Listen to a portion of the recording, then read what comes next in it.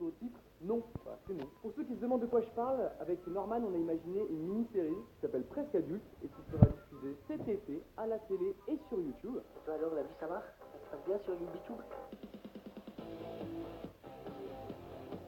Cette mini-série a été financée par TF1 et Fanta et le premier épisode va être diffusé, attention, le samedi 8 juillet à 20h45 à la télévision et 2 semaines plus tard sur YouTube. Et depuis que ça a été annoncé, en fait, il s'est dit tout et n'importe quoi sur Internet. Alors moi, je vais répondre aux commentaires maintenant. Il quitte YouTube pour la télé. Bah non, parce que comme je l'ai dit, la série sera aussi sur YouTube et c'est très important pour nous. C'est même une condition. Si la série ne pouvait pas être sur YouTube, on ne la faisait pas. Voilà. Et surtout, ça n'a rien changé à mes vidéos. En fait, je continue comme d'habitude. Ça, c'est juste un projet supplémentaire. À côté, c'est cadeau, c'est gratuit, ça me fait plaisir. C'est pour vous. Ah non, mais j'insiste. Ah, généreux. Ça parle de quoi? Presque adulte. On est 3 personnages, Natou, Norman et moi-même. On joue un peu nos propres personnages et on parle de notre difficulté à être des adultes. Moi je veux pas de gamin, je sais même pas m'en occuper. T'as qu'à t'entraîner. Oh, son bon bébé. Par exemple, il y a un épisode où Norman doit garder sa nièce, un épisode où Natou est un repas de famille, un épisode où ma mère dans la série veut jeter mes jouets d'enfant, et ça me fait mal au cœur.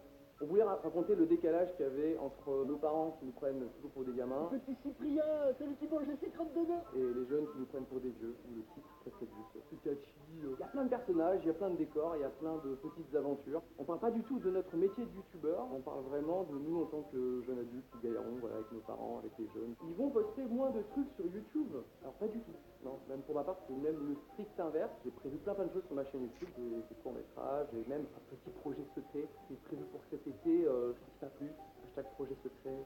Ils perdent leur indépendance à la télévision. Ça, c'est très intéressant parce que je sais pas comment ça se passe pour les autres séries, mais en tout cas, ni Fanta ni TF1 nous a fait de retour sur les scénarios. Ils n'ont pas changé une seule virgule, on a été totalement libre. On a écrit ça avec Norman, Flaubert et Julien Josselin, entre gadunets, tout simplement. Et puis surtout, c'était une aventure super intéressante à vivre. 2 semaines de tournage avec Natou, avec Norman. C'était un peu intense, mais c'était super intéressant. Et puis on a fait plein de rencontres. C'était un très bon souvenir. C'est différent des sketchs YouTube. Oui, c'est vrai, on a vu quelques vidéos.